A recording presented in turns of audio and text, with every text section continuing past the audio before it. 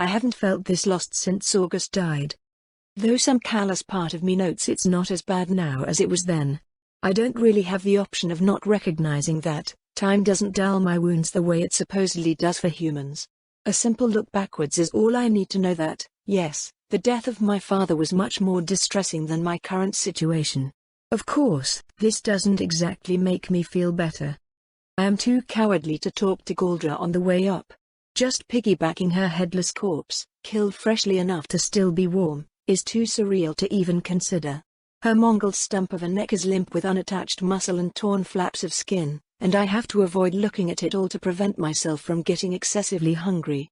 It would be so easy to devour her here, and it would be an exquisite meal. One I would regret forever. My hunger is not the least bit calmed when I remind myself I'm about to devour my own kin. They are never a satisfying meal for anything other than my conscience. I don't like the idea of attacking Hive Rock. A defensive battle is unambiguous. I am protecting people, full stop. I know an offensive battle on enemy territory also arguably protects people, but it still feels different to me. I agreed anyway. I guess I'll see how stupid that was soon enough. Everything is over my head right now, spiraling out of control. The woman who saved me from jumping off the edge, who gave me my purpose in life when I was at my lowest, who helped me and trusted me and taught me so much, is dead. Killed at the hands of Lady Vesuvius, an ally and confidant that never once flinched at the sight of me, even after I nearly killed her when we first met. If anyone else had killed Galdra, I think I might have eaten them and damn the consequences. But Lady Vesuvius said that Galdra was an animancer. And also she's an animancer. And we're teaming up with Vita, who we recently sent an army after because she's an animancer. Everyone's an animancer. It's animancy everywhere. Because why not? It's not as though the very practice fundamentally infringes on the domain of the Mistwatcher, defiling our purpose through the ravaging of the greatest gift God gives us. This is, of course, sarcasm. Animancy is evil and wrong. Except for how every living person I respect uses it. Perhaps that's a stretch in a few ways. I respect my captain a lot, but I also respect my squad mates, none of whom are. Well, none of whom bar Vita are animancers, but she's arguably not my squad mate and I'm not entirely sure if I. Okay, I respect Vita. I'm not entirely sure if I like her. She's vulgar and rude and downright cruel. She hurt a lot of people I care about, she's nearly killed me multiple times, she's responsible for a lot of horrible things happening to the Templars specifically, but at the same time she's gone out of her way to help and save us when she didn't have to. Is that Malik's influence? No. It isn't, is it? She's always been honorable in her own way. I saw her stop the moment we called a retreat, back in that horrible battle. She could have kept killing us, but she didn't. Just like she said she would. Vita is a person of contradictions. She helps and hurts in equal measure. I don't understand her, but I do have to admit I respect her. Galdra, meanwhile, stretches my previous claim by arguably not being alive. She's not breathing. Her body is destroyed beyond what I know humans can survive. And yet, to my senses, she's inarguably a living thing. My body urges me to eat her. She can speak, and when she does her words are as cutting as ever. And most importantly regarding our situation, she can still annihilate. She may be forced to follow Vita's orders, but she's still her, isn't she? I get that she's maybe not the nicest person. Looking back at my interactions with her, she's always been a bit on the careless side, treating me as a form of entertainment as much as she would a person. But I liked that, because she treated everyone that way. I wasn't any different to her, and she made sure I knew it. She gave me meaning in my darkest hour. She helped me join the Templars. She made me who I am today. And Lady Vesuvius says she's an animancer. The very animancer that caused her to, well, not quite be Lady Vesuvius anymore. The only real defense against animancy is animancy. I know this, and it is hardly an uncommon situation. Thermomancy is the best way to protect against thermomancy, kinomancy does well at disrupting kinomancy, and so on. So I'm not terribly flabbergasted by the idea of Lady Vesuvius learning animancy from a captor altering her mind and using it to unalter herself. Horrified, maybe, but not disbelieving. I've never met anyone more intelligent and driven than her. And now, that has multiplied beyond what I've ever seen in a human before. She's not a human, not now. Her body and soul have been changed into something utterly unique and new. I yearn desperately to devour it. The idea that she did all that to herself is terrifying. But still, Lady Vesuvius was my confidant, my ally, and to some extent even my friend.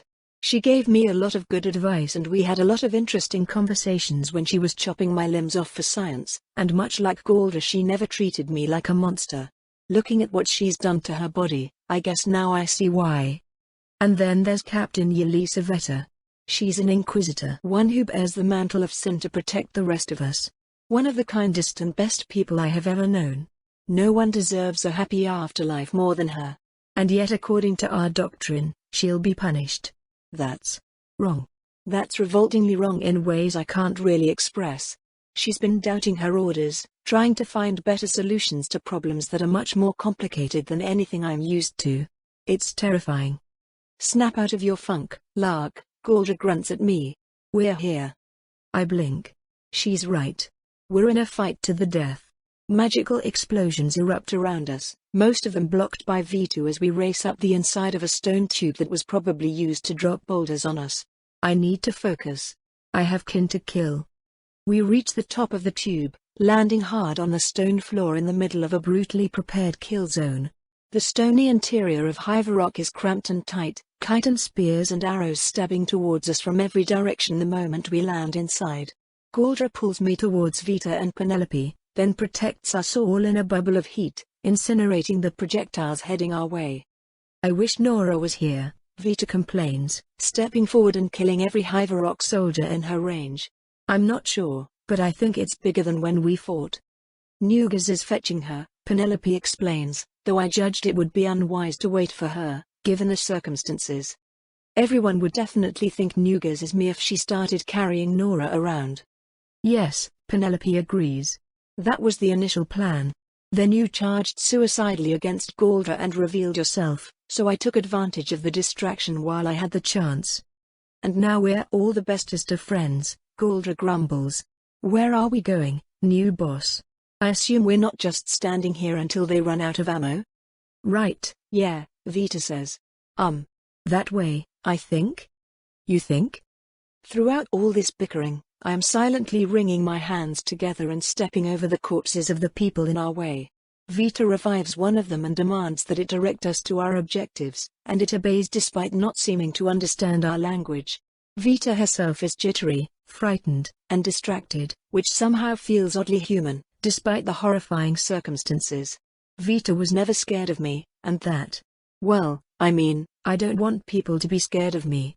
I generally like it when people aren't scared of me. It's just. Most people are, at least a little.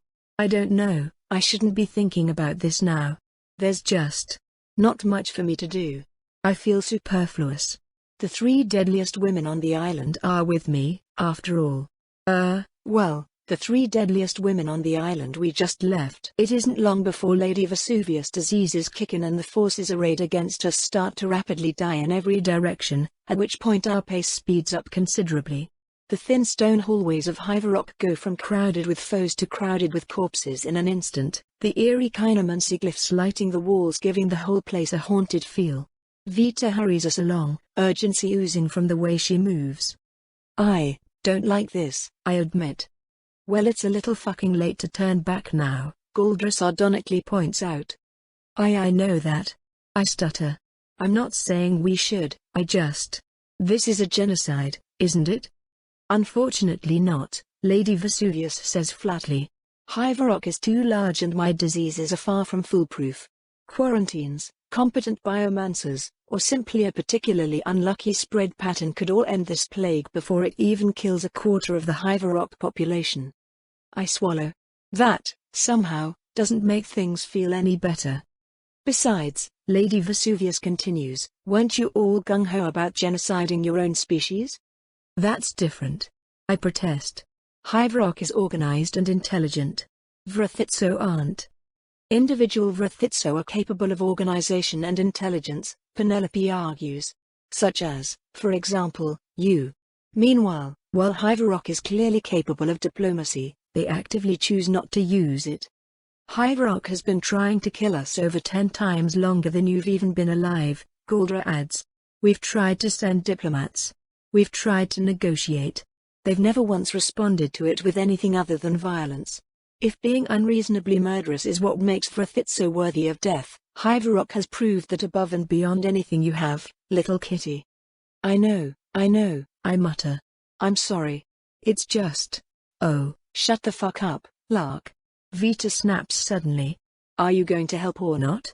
Of course I'm going to help, I tell her. It just feels awful, that's all. We're walking through hallways filled to the brim with corpses. It's just... a lot, is all.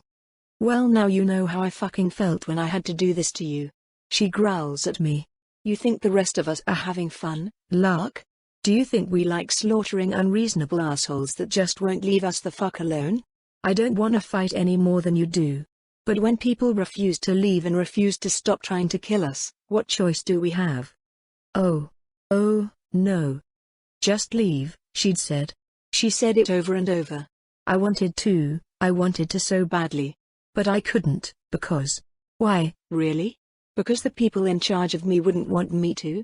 Because they didn't trust her? Because I was told killing her was the right thing to do? But were we really the heroes of that situation? Or were we Hyvarok? I'm sorry, I tell her. I think I might get it now. I'm sorry. Well, thanks for the apology, I guess, Vita grumbles. But now is a terrible time to be having heart-to-hearts. The soldiers are wimps, but we really kicked the disintegration wasp nest upstairs. The queens are going to come after us soon, and we're almost to our first objective. What are the queens, exactly? Lady Vesuvius asks. They're queens, Vita repeats, as if struggling to explain more than that.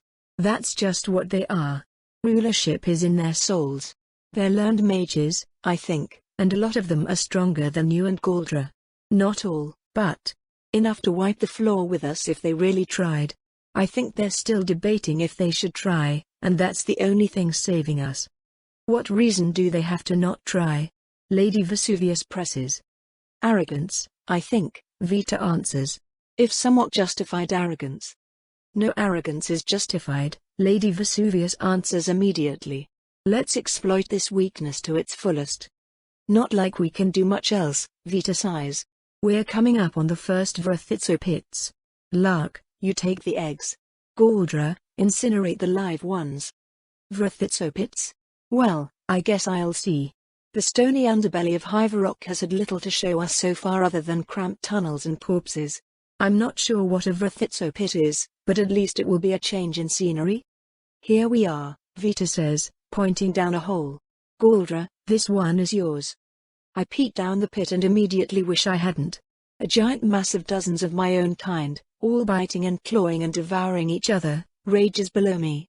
I can only see the top layer, but I know there are countless stuck below them, barely able to move around with the mass of consumption and combat crushing them from above.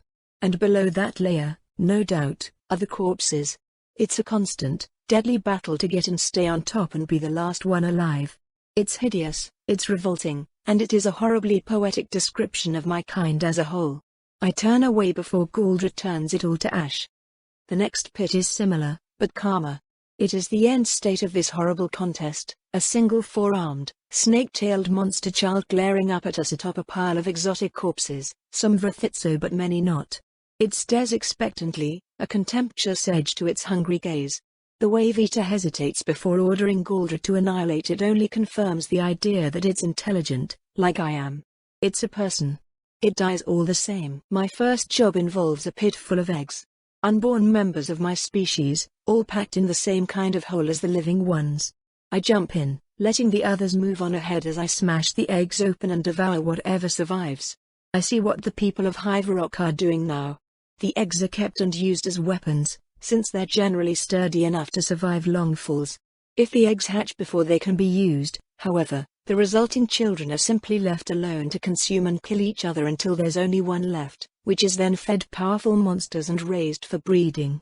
And so the cycle continues. This is where I come from. This is the reason I exist. Vrithitso devour animals, Vrithitso devour people, but Vrithitso don't tend to destroy structures or plants except out of accident or convenience. Hyvarok is using me, using my entire species, to try and wipe all the people and monsters off Verdantop, then run out of things to eat and either starve or jump off to the islands below, at which point they can effortlessly colonize a fertile and untouched land rich with aquifers and greenery. Everyone I know and love is just in the way, and I'm the weapon they sent to purge them all. Screaming furiously, I tear through everything in the pit, slaughtering the last of my unborn kin before leaping from wall to wall to get back up to the top and catch up with my allies. This repeats whenever we come across an egg pit, while Vito and Lady Vesuvius speed up to kill the World Shakers, a fitting moniker for giant breeding females that all need to die. That was an abnormally aggressive thought. I think I'm getting bitter about this situation. I feel like such an idiot. Vita said I wasn't made by the Mistwatcher, and in retrospect it's kind of obvious. No loving god could have made my species. Not even as a test. Seething furiously, I smash through a third pit of eggs and wonder, is Vita right? Everything she showed us, all the crazy things she claimed, is that really how things work? Just a pointless, meaningless world with no afterlife, no reward for the good and no punishment for the evil? Just death and consumption? Is she really right? Was August wrong? And if so, what does that mean I should do? We have to go, Vita announces when I rejoin with her again. Already? Galdra protests. We've gotten less than half of the big guys, right? It'll have to do, Vita snaps. Penelope, get us out of here. She hesitates, to Vita's obvious distress. We haven't yet dealt a crippling blow, she argues. Our work here will have largely been for nothing if we leave now. And next time, they'll have no doubt prepared for us, especially if they are as skilled of mages as you claim. If we don't leave now they won't have to prepare for us at all. Vita snaps at her. We'll be dead. Galdra, make us a way out now. Galdra bristles at the order but immediately obeys, turning the area below us into molten rock and forcing Vita and I to jump onto our respective flyers. Galdra preens innocently. Vita seems furious, but apparently the time for chatting is over. Go, she growls in order. Now, Penelope. They're not the only people that will have time to prepare, right? Galdra, with me on her back, descends down the red, dripping exit in the floor as soon as Vita gives the order.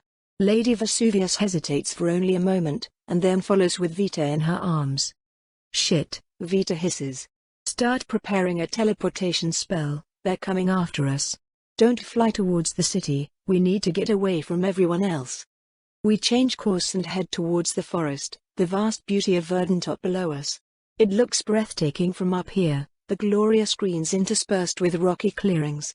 I see the walls of Skyhope, the ruins of New Talsey, and the terrifyingly vast forest stretching out before me.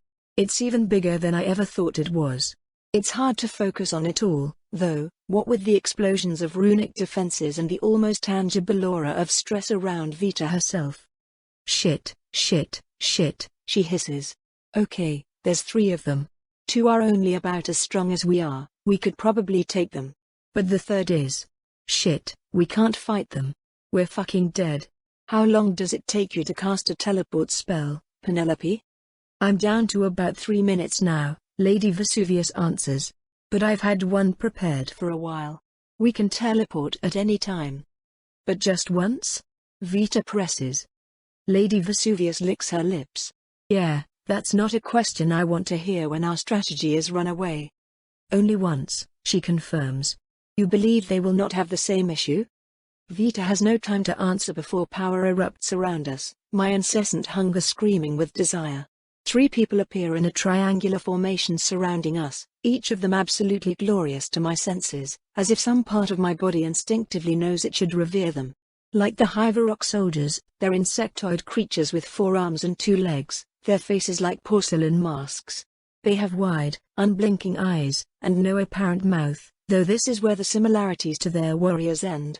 Their bodies are a pure, brilliant white rather than a stony brown, and what little parts aren't covered with intricate, runic engraved pure metal armor reveal a thick, delicate, fur-like covering over their bodies. Wide, moth-like wings catch the air as they fall with us, and that's all I manage to see before all of us are suddenly somewhere else, on the ground and deep in the forest.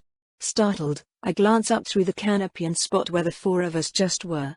It's easy to notice, since it's now a tetrahedron of frozen air tumbling through the sky. I guess Vesuvius doesn't have a monopoly on teleport assassination, Galdra mutters. Shut up. Vita hisses. They're watching for mana fluctuations. Everyone stop casting.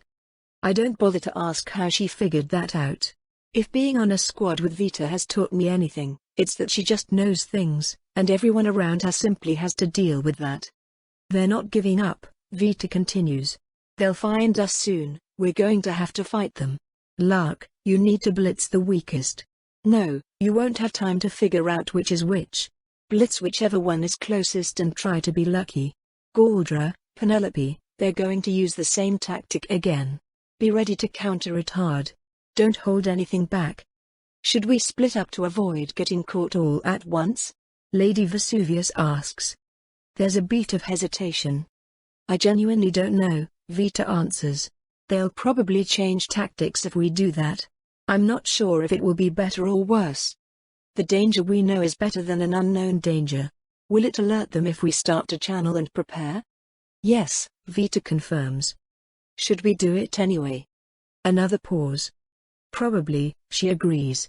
Everyone get ready. They'll be on us once you start. Less than a second after my mark is the most warning I can give you. We tense up, and I let my quills out to shred the rest of my armor, quickly kicking my boots off and digging my talons into the dirt. I cast my mana sight spell as well, since I've no doubt it will be useful against a squad of spellcasters. That's not really my role, though. Vita needs me to be fast, and I can be fast.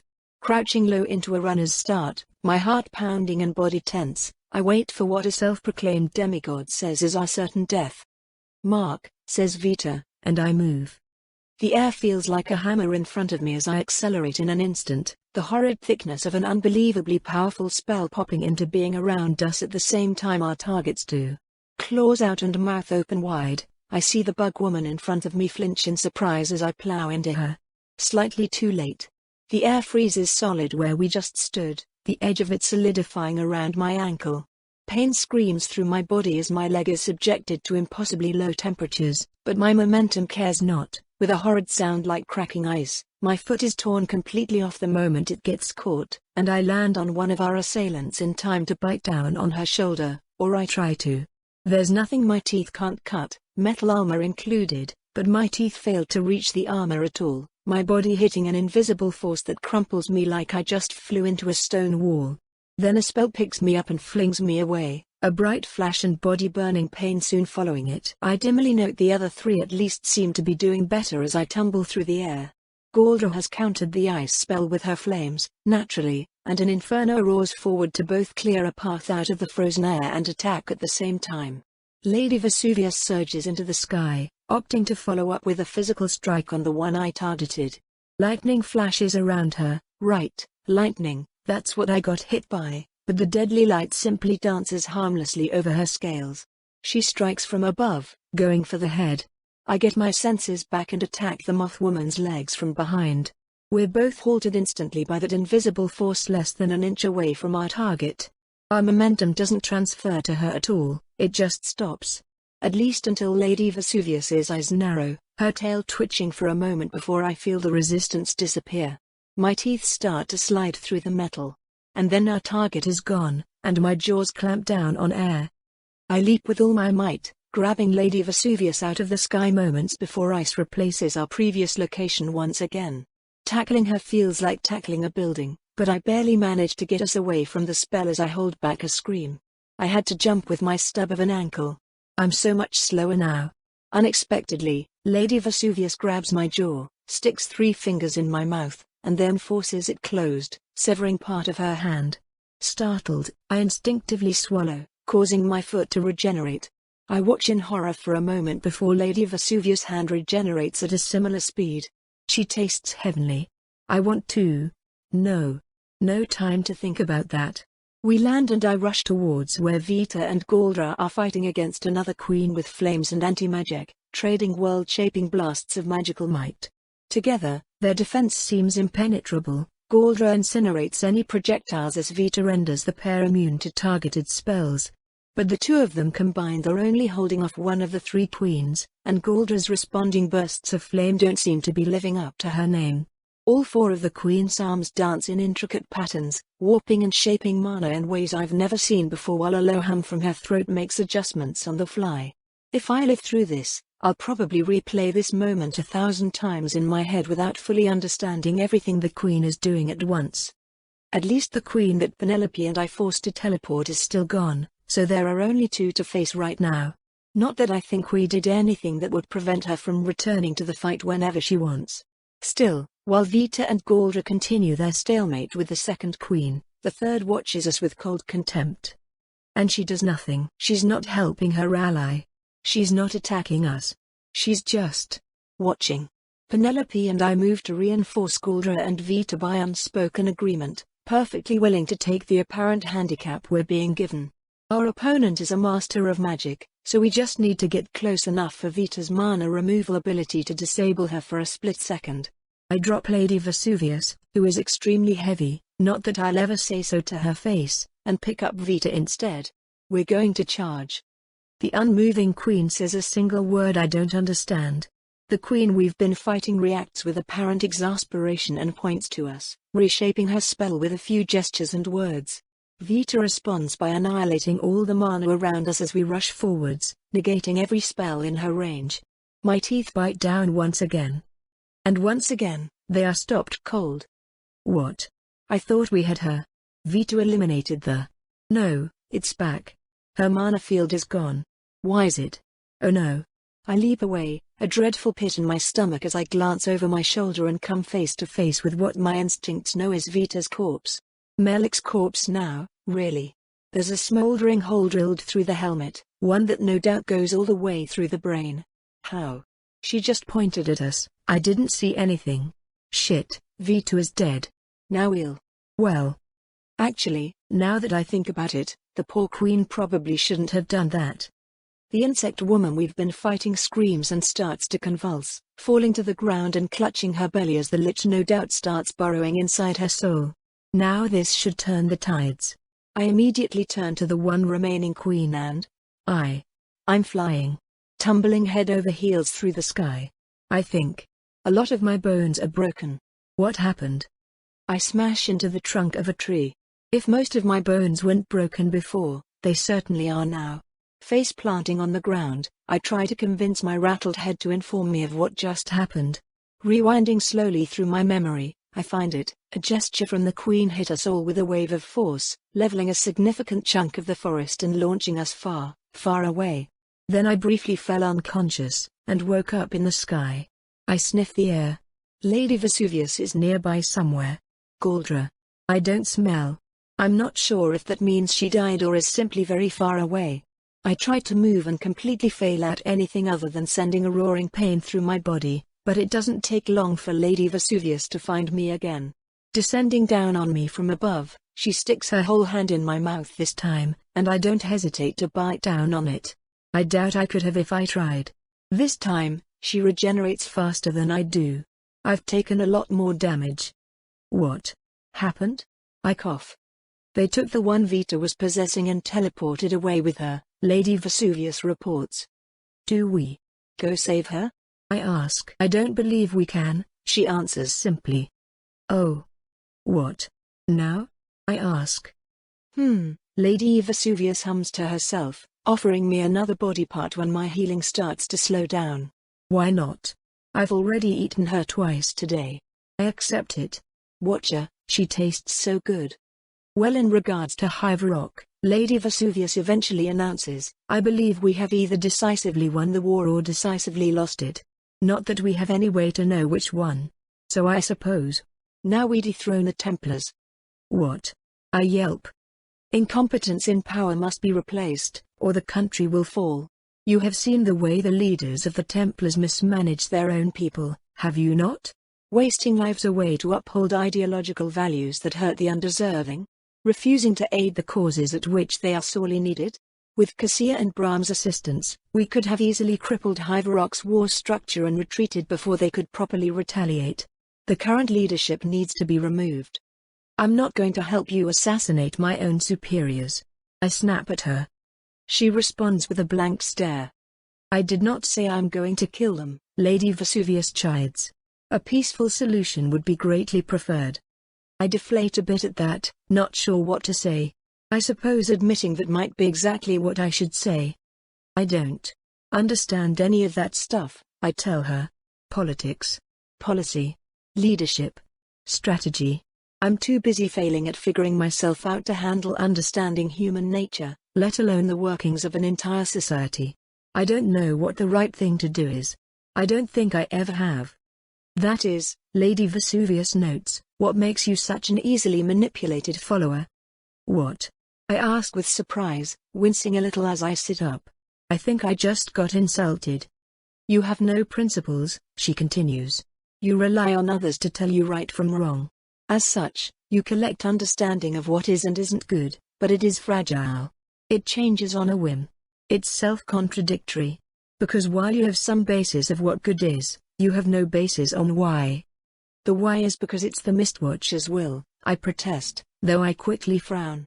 Or, well, it's supposed to be. Even if the Mistwatcher had the desires the Church claims it to have, that would not be a why, Lady Vesuvius says firmly. That is just letting others tell you what is right and wrong, but an extra step removed. Even if you presuppose such a will, you should know why the will exists, why it holds the values it does. If you follow values without questioning them, lark, you will commit countless evils without ever realizing it. I grimace. So I'll never stop doing evil things until I figure out all of morality? I groan. That sounds impossible. It is. Even if you accomplish it, you'd still do evil things. Just with a bit more self-awareness. She gives me some horrible mix between a reassuring smile and one that is amused at my expense. So I'll just always be evil? I snap. No matter what I do, no matter what I try, it's all pointless? That's not what I said at all, Lady Vesuvius answers, shaking her head. You'll always cause some evil, yes. But avoiding evil is not synonymous with doing good. To really help the people who need it most, you have to take chances. And sometimes, you'll fail. She looks up at the looming darkness of Hive Rock above us. Like we did today, she notes quietly.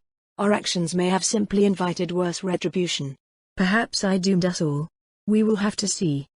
We both stare at the sky for a while, letting it all sink in as the horrid island floats away and dawn starts to break. So, Lady Vesuvius says suddenly, are you interested in deposing a government with me? No. I yelp. What are you? No, of course not. Ah, a shame, she muses, picking herself up and stretching out her wings. Well, I do hope we can still be friends, if nothing else. I stare incredulously at her. Are we friends, Lady Vesuvius? I ask her. I'm technically not a lady anymore, she says. And we are if you'd like to be. Well, sure, I answer her slowly. Wonderful, she says, her body lifting up off the ground. Well, I've got to prepare, then.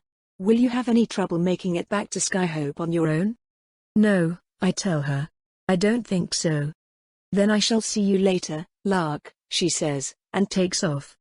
Geez. What was that about? What do I do now? I scowl as a thought comes to me. I know exactly what I should be doing. I set off through the forest, sniffing the air as I search. No sign of Hive Rock soldiers or queens. There's a wide area I have to search for what I'm looking for, and it takes me a couple hours to finally come across it. Melik's corpse. I need to burn it, so it won't end up as monster food. It's what he would have wanted. I hope that somewhere, he's finally resting in peace. My body twitches and everything is wrong. What happened? I feel like a stranger in my own flesh. Is this my body? Of course it is. Of course. What else would it be? This must be a nightmare. She's coming to. My sister, whom I've never met, declares in my birth language that I've never heard before. What? Oh, it's this again, but weirder. Wait, what again? I open my eyes, sitting up as fear starts to take me. Except I am a princess, so I hold it inside as I have been taught. I am indeed on a bed, a sick bed in the progenitor's chambers, no less. It's quite easy to identify. The ceiling is a brilliant pale marble encrusted with beautiful patterned gems. What honor have I accomplished to deserve to lie here? Arg, my head hurts so much. I turn it slightly so I can see the voice I just heard, meeting the worried stare of my sister Talanika. Are you feely, umph? She is yanked out the door by the art of motion before she can so much as finish a sentence, quickly replaced by the stern and suspicious face of my combat instructor, Queen Nagatilka. It seems odd to me that I can judge her expression from her face, since she doesn't have a nose or mouth like the savages below do. Except, what? What do either of those have to do with facial expressions? Nagatilka's eyes tell me everything I need to know about her mood. The slight narrowing at the top and bottom and the expansion at the sides indicate she is focusing on me as much as she can while optimizing her peripheral vision, a clear sign of suspicion. And her face is stern because it's always stern. What is your name? She asks me, which is a good question. I mean a strange question. Malrosa, I tell her. Princess Malrosa. Am I being tested for memory loss? Yes, my instructor tells me bluntly. Your soul has been damaged. Oh, I say, keeping my voice as even as I'm able. That explains a lot, actually. Elaborate on that, Nagatilka orders. Everything feels strange, foreign. Like I'm looking at it all for the first time. Except I'm not. I still remember it, I'm surprised by remembering it. Does that make any sense? Yes, to some extent, Nagatilka confirms. What's the last thing you remember? I frown, thinking back. Except I don't because my mouth isn't on my face, it's under my chin and stays tucked away when not in use. My body breathes and speaks through vents along the sides. What was that word I just thought of? Frown? It sounds like something from another language. Arg, wait, Nagatilka will be angry with me if I get distracted. I quickly make a subtle movement with my mandibles, just to feel what it's like, and repress a shudder at the sensation before answering my instructor. The soldiers reported a force of savages managed to infiltrate the lower levels. I found myself suddenly annoyed at the term savages, though I'm not sure why, where they supposedly bypassed the arcane and physical defenses with ease, and then unleashed some sort of cascading invisible death art, or so they said. So, I tried to convince you to let us engage them. You eventually acquiesced. They evaded our first frost pyramid, countered the second, and dealt enough damage to Talanika's armor to engage its retreat contingency. 2 of the The enemy combatants kept destroying all my constructs, and I, was about to figure out that their weakness was a concentrated light ray before you told me to use that, but then you did, so I did, and it killed the small one with the strange ekphosis arts, and then pain. Pain deep inside me. Some horrid parasite burrowing where it is not supposed to go, reaching through places nothing is supposed to be. It's a memory of unprecedented terror. Yet also some kind of sick pride. What an accomplishment my own hollowing was. What? Why do I feel that way?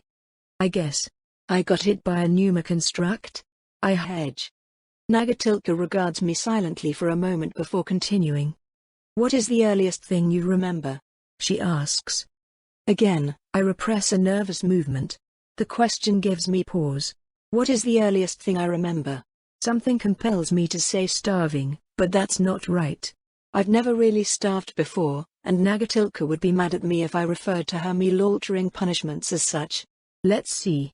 I remember both times I gave birth to myself, so definitely something from before then. To my dismay, I find most of the recollections fuzzy, imperfect. I pick an arbitrary memory I know I must have, my mother hugging me for the first time, and I find it outside my grasp. The feeling shakes me. I bring 2 hands up to my head. Oh, goodness, I have 4 hands, that's strangely odd. This must be how Lark feels. Wait, whose? Asked. The Vrithitso with the savages. Its name is Lark. Why do I know that? Oh, no. No. These memories aren't mine. That's why I'm in one of the progenitor's sick beds. That's why I'm being interrogated. If a powerful enough pneuma user had access to my soul, I could be in very, very serious trouble. I feel fear again, and it suddenly multiplies. I need to keep this secret. I struggle to recall all but the most important memories of my previous lives, I admit slowly, carefully measuring my words. But everything from my current life seems normal and intact. That's about what I expected, Nagatilka says. Nothing else? No strange impulses? Nothing comes to mind, I lie. I can handle this situation on my own. I'm a skilled pneumo artist in my own right, and over halfway to my 5th cycle. I should be expected to manage my own soul at this stage, when you think about it. No need to tell anyone I have anything other than a bit of memory trouble that will doubtlessly get cleared up when I recover. Unexpectedly, Nagatilka rushes forwards, causing me to flinch in terror. Am I being attacked? Did she discover my lie? But no, instead she just wraps all 4 of her arms around me, scooping me up off the bed into a crushing hug. She smells like stress and worry, full of that special kind of mortal terror reserved only for we who are not mortal at all. I am so sorry, Malrosa, she tells me. I was a fool. I was supposed to teach you, to protect you, and now you have lost years that cannot come back. Your soul was severely damaged, my little dustful. Torn apart from the inside. Your memory core is almost entirely gone. Oh, no. That's why my memories are fuzzy. They're gone, I breathe in horror. They're not coming back. Yes, my teacher confirms, and I feel like I've been struck. Only your current body's memories are preserved. None of your essential functions have been damaged, so they should naturally back themselves up again before the end of your cycle, but my missing memories are gone forever, I finish. I have lost nearly 2 cycles of time. Yes, Nagatilka says again. I'm so sorry. I have failed you. This means I'm a child again. I groan loudly, dropping any pretext of propriety and just giving in to my urge to comb my city in exasperation. 40 years. Gone from my soul in a flash. 40 boring years that no longer count, even the parts I remember. Damn it all.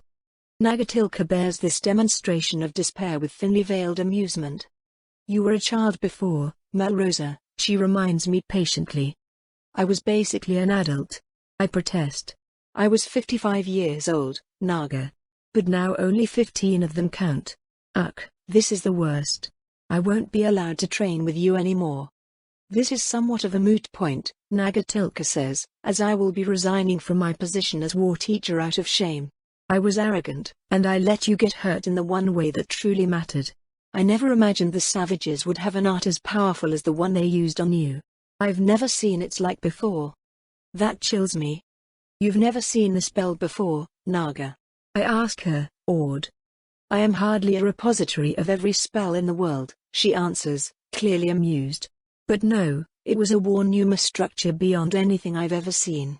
It smashed through both the protections on your armor and your personal soul shield in an instant. I suppose if I were to describe it, I would say it was some variation of a wraith art, but constructed with the savage's own soul. A suicide spell, likely activated by the creature's death. A barbaric act of spite. I bristle a bit at the description, my CT standing up slightly with frustration. It's not be barbaric. I find myself sputtering. It's what? Am I taking offense on behalf of mortals? Arg, I might be. I'm mentally compromised. I can't let Naga know. It's not going to be good for me if you tell people I nearly got felled by a barbarian's spell. I say. Haha. Excellent save, Malrosa. Nagatilka laughs at that. Goodness, she has a strange laugh. Somewhere between a hiss and a series of musical notes. Except, that's a perfectly normal laugh? Gah. Curse this affliction 1,000 times. You're quite right, Malrosa, she says. I should be generous where generosity is due. The spell was truly inspired in its brutality. Almost as much as the spell which felled all the men in the bottom 3 floors. The bottom 3 floors? All of them? Why that's tens of thousands of servants. How is such a thing? I frown, or at least try to. It's a plague. Somehow I know it's a plague, which is ridiculous because our kind does not get sick, not even the men. At least not by natural diseases. The progenitor ordered a complete, unconditional quarantine of the affected areas and 2 floors above, Nagatilka says solemnly. If not for her wisdom, we likely would have lost much more. The savages have bioweapons, they have pneuma arts. They have advanced much faster than anticipated. What will this mean for the conquest? I ask, awed and afraid and strangely, confusingly proud. Well, that has yet to be decided, Nagatilka says. It will certainly be delayed, as our need to expand has just been temporarily alleviated. Though if you're asking my personal opinion, I wish to go down to those pathetic mortals and avenge what they've taken from you. I don't like that idea. Please don't, Naga, I ask her. Perhaps we should just leave them alone. The other fronts are progressing much more rapidly. We do not need the plentiful wood. What was I about to call it? Verdantop? Ugh, the savage language sounds so vulgar. Wait, do I know their language? What? Nyaaga. A voice calls into the room. Stop hogging my sister. You and great-grandmother already checked her while she was out. Is she safe or not? She is safe, Princess Talanika, my teacher calls back. You may enter. Ah, Mal. My sister cries out, performing a gliding leap into the room to tackle me on my sick bed like the incorrigible little girl that she is. She nuzzles me, two of her arms grooming her own chest seat while the other two comb through mine. I was so worried. She whines.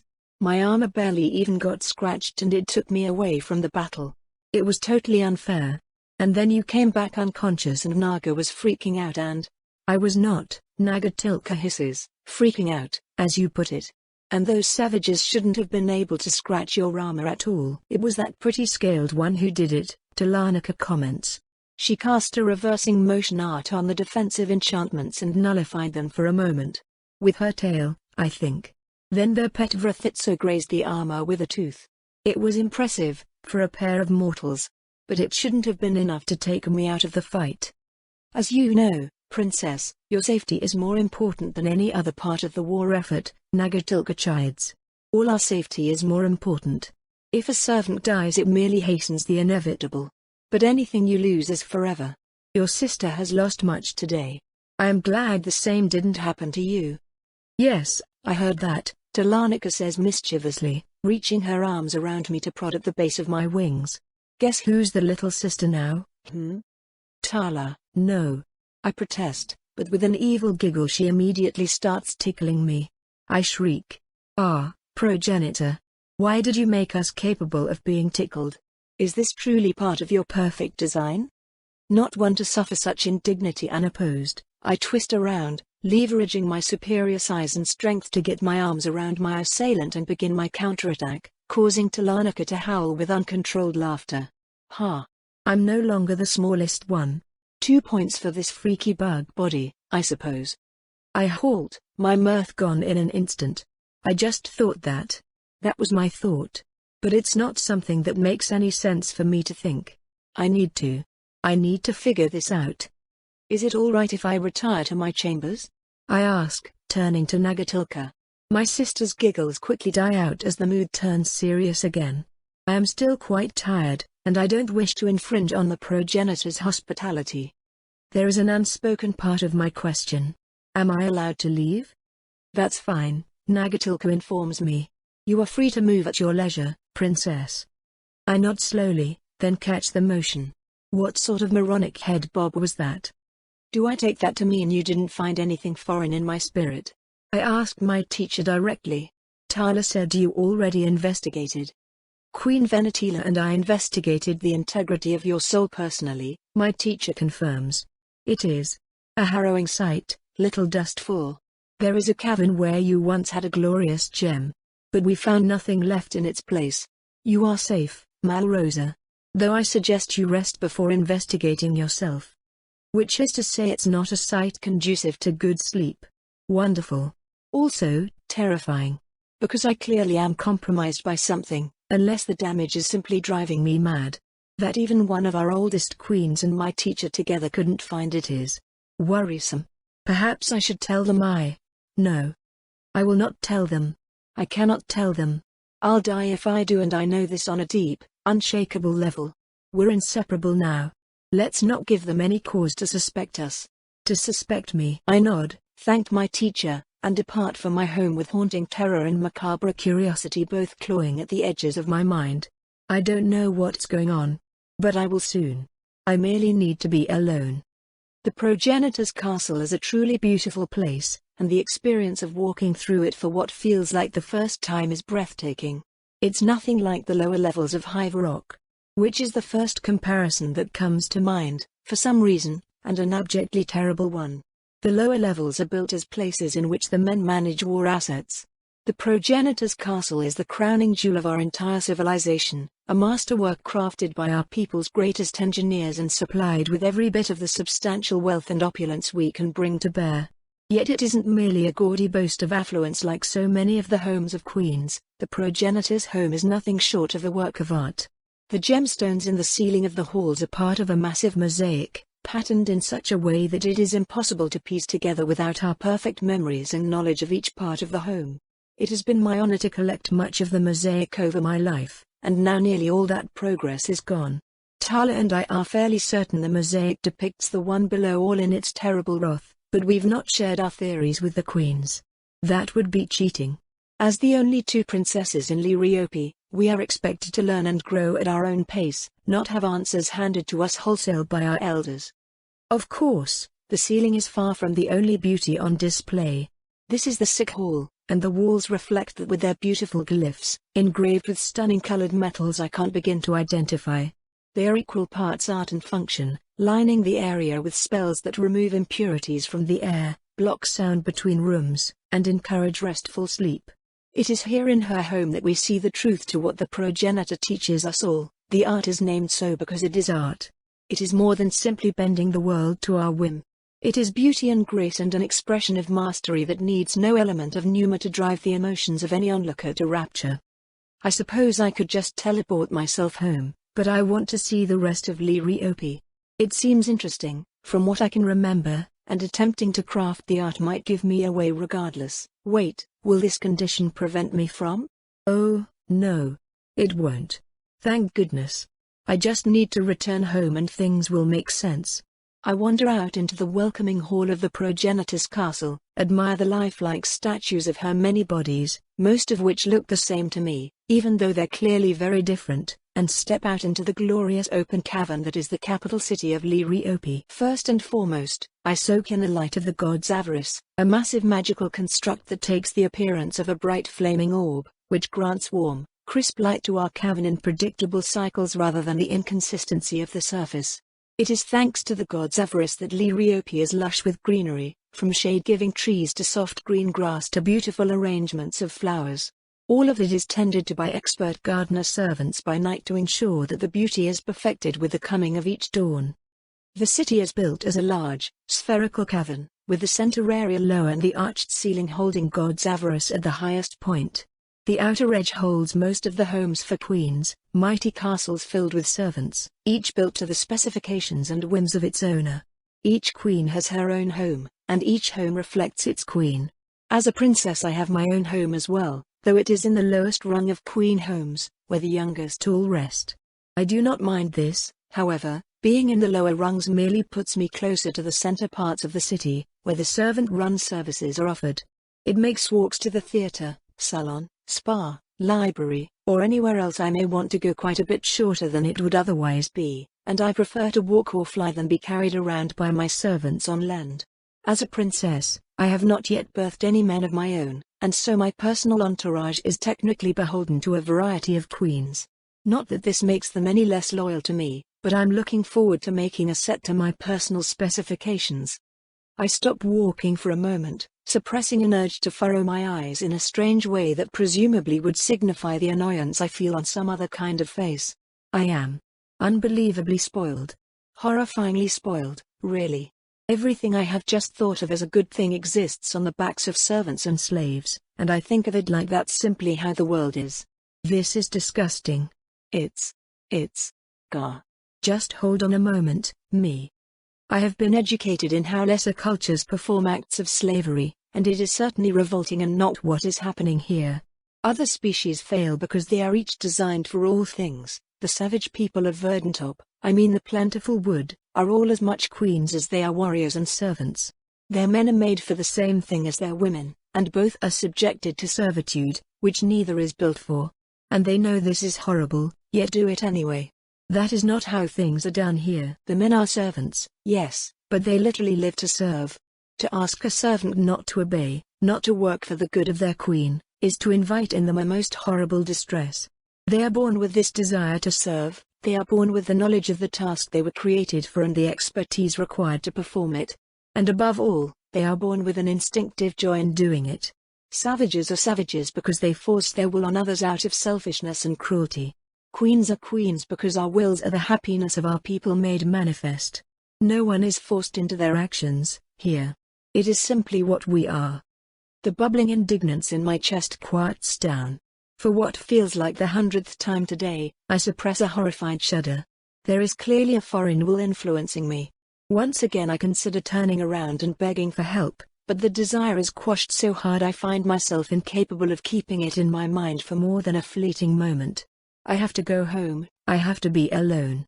So I resume my walk, with that as my intention. The terror makes the time pass rather slowly, but it's not a terribly long walk to my humble home.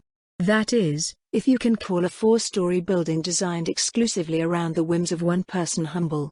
My home is full of things that pertain to my interests.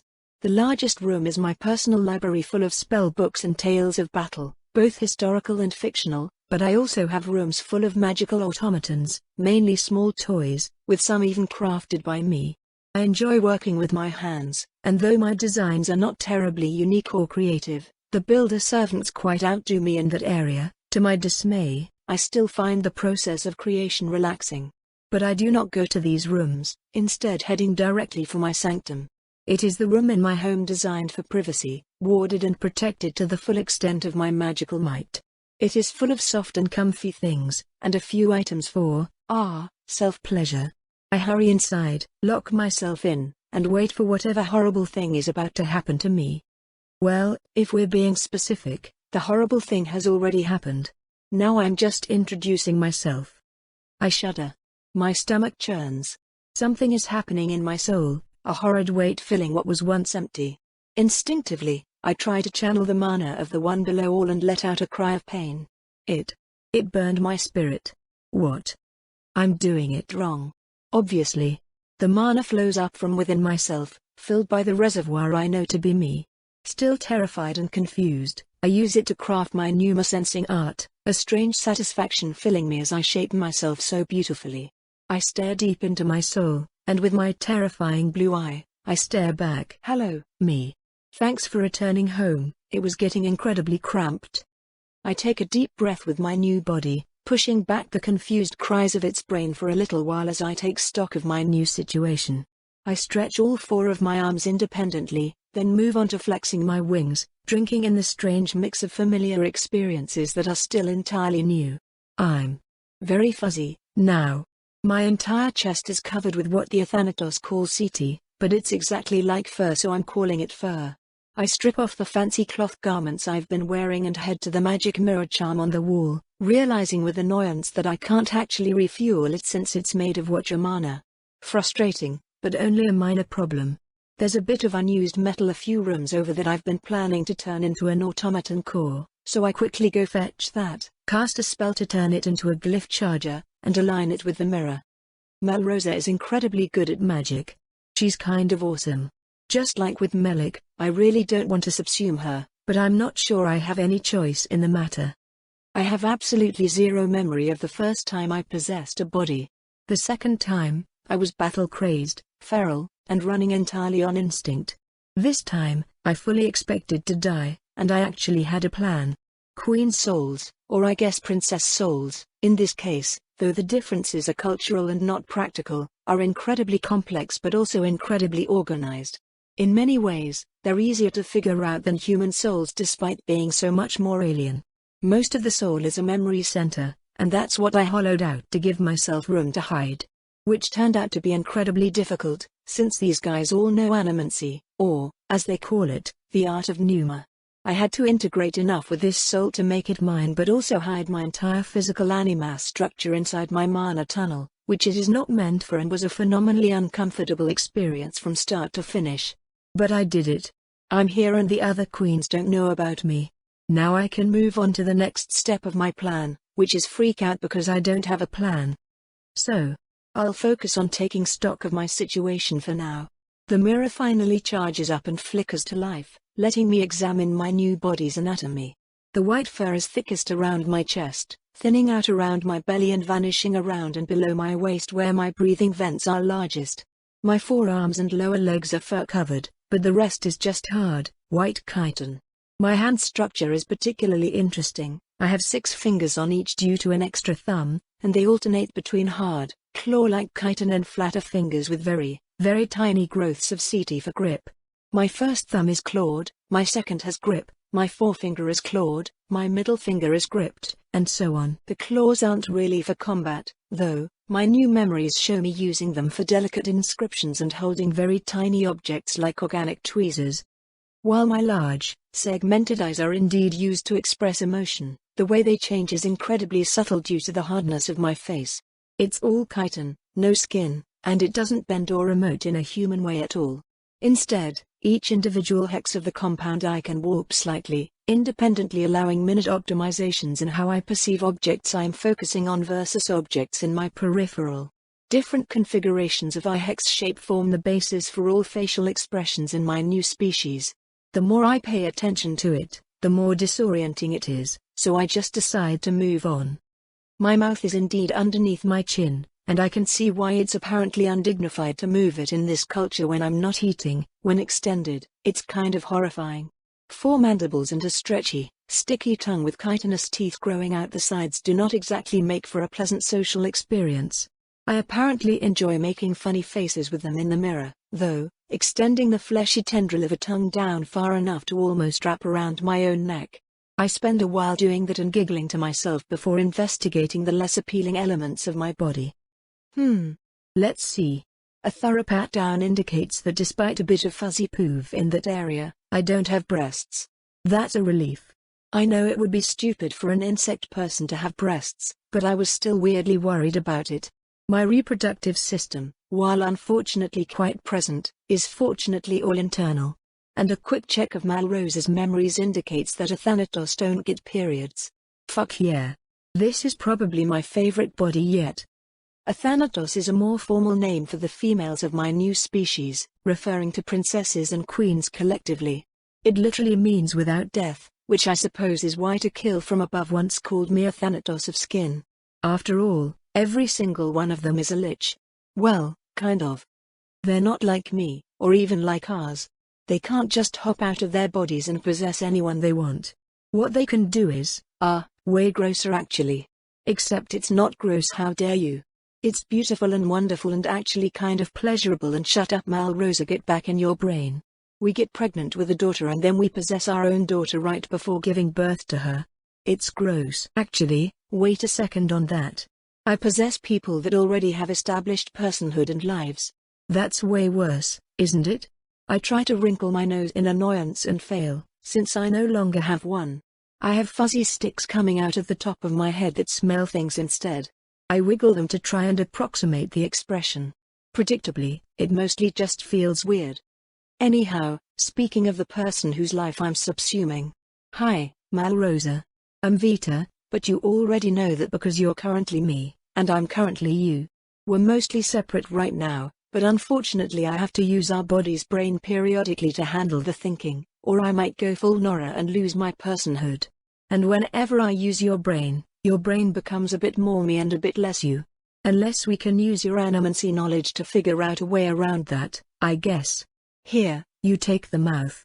I mean, the vocal organs, since we don't talk with our mouth anymore. It's very strange that humans do. Malrosa hisses. So we're merging. That didn't go well for your last host. Nope, not at all. So, brainstorming session? What? Oh, you mean. Your language is awful. Yeah, I prefer yours the more we think in it. So much better, right? So much better. It was designed by an actual linguist for clarity and ease of use, who then shared it with all Athanatos through the art of Pneuma, who then instilled it in future generations of workers, and now it's the national language. Yes, I know. I have all your memories. And I have yours. That's how it works, yep. So unless you want to stop existing as an individual, we need to investigate the animal-neural linkage pathways, split them, and partition off an area of the brain for your use, would be my first guess. I ponder out loud. but that kind of cranial editing is far beyond my skill level. Of course, we could just get you a different body, but even if you survive the damage I dealt to our soul, I have no reason to believe you'll remain my ally once we separate. Our people are at war, after all. And while I don't want to be at war, and that I in this context does actually refer to our collective self, you, as in what's left of Malrosa, may revert to prior beliefs without my, as in Vita's, direct influence, and if that happens I would be screwed. Which is why, even though I don't want you to die, it's a preferable outcome to the likely alternative of separation, since this optimizes our survival collectively, which is more important to me than the survival of the singular Malrosa, as that is an entity which does not currently exist. I take a deep breath. I guess I have my priorities straight, though worryingly the merger seems to be happening faster than expected. I've done this once before, but it's still absolutely fucking horrifying. Definitely worse than possessing my own unborn daughter. That was a body intended for me from the start, it never had any soul other than my own. I don't answer myself, since it no longer feels useful in regards to sorting my thought process. Shit. I flop back on one of the softer beds in the room, trying to come up with a better solution to the merger problem. I spend hours pouring into it and keep getting distracted, so eventually I get up, toss some clothing back on, and head to my workshop. I carefully start taking one of the broken toy automatons apart, which always helps me think. The longer I fail to find a solution, however, the less likely any found solution is to work in the first place, and the less motivated I am to find a solution at all. After all, the more Malrosa dies, the less reason I have to save her. The horror lessens as the part of me dreading destruction becomes quieter and quieter. This is very different from what happened with Melik. It's nearly 10 hours before I realize it's late into the night, I haven't eaten anything all day, and there's really not much point in continuing. I sigh, exit my workshop, and press a rune that calls the servants to deliver food. It's time to focus on other problems, and for these I'll need a clear head. Problem 1, I am now constantly surrounded by animancers, and there's no damn way my ruse will work for long. The queens are skilled enough to see into souls just as easily as glancing at their surface, something the people of the Plentiful Wood couldn't do, and while I sort of have a way around that, it's going to be inherently suspicious if the vacant memory core I hide my real body in isn't healing like it should be. Which it won't, because I'm hiding inside it, and that's absolutely the kind of thing Queen Nagatilka and Queen Venatila will check up on. Discovery is inevitable. Therefore, my solution needs to revolve not around preventing discovery, but delaying it long enough to establish a workable explanation for my condition that won't have long-term negative consequences. Problem 2, the long-term negative consequences. The Athanatos are at war with the mortal savages I happen to consider friends and family. I would prefer that my friends and family be left alone, but if there's one thing I've learned about myself, it's that I'm terrible at convincing people to leave things alone. My position as Princess Malrosa certainly puts me in a better bargaining position than before, but not by as much as I'd like. I'm a child, culturally, despite the fact that Malrosa has been alive for 55 years across 3 different bodies, 2 of whom she personally gave birth to. Gah. So disgusting. I mean, my memories of it are actually quite positive, even the sex. And Athanatos don't suffer from childbirth the way humans do, it's entirely painless for them. Just strange. I shudder and start clawing at my chest fur to calm down, which embarrasses me immediately as a servant walks in with the food I ordered and witnesses me do it. Gah. Horribly undignified. According to the servant's soul, however, he doesn't seem to have any problem with it. He's just happy to see me doing well. I guess I'm legally only 15 now, so people will probably expect this from me.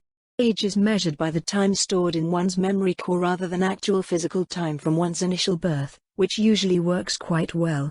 Except specifically in my situation, I suppose. Arg, it's so frustrating. Anyway, problem 3, returning home. I look up from the delicious meal I've been wolfing down at my opulent new home that I designed. A home full of servants that enjoy serving me, right next to a family that loves me, free from strife and violence. As much as Hive Rock is contributing to how shitty it is to live on Verdantop, Hive Rock itself seems to be a wonderful place to live. It's borderline utopic, depending on how you view the idea of a serving class that instinctively loves and is satisfied by serving. Even the warriors are happy to die for us. It's what they're made for. Melrose's life is happy. Genuinely, beautifully happy. Vita's is brutal and horrid, defined by tragedy after endless tragedy. What reason do I have to go back and live as Vita again? I don't want to give up my family back on Verdantop, I suppose, but for that matter I don't want to give up my family here, either. I want to stay. Maybe that will change after a night's sleep. I certainly need one. I retire to my room. This, too, is a beautiful place, better than any other I've lived in before.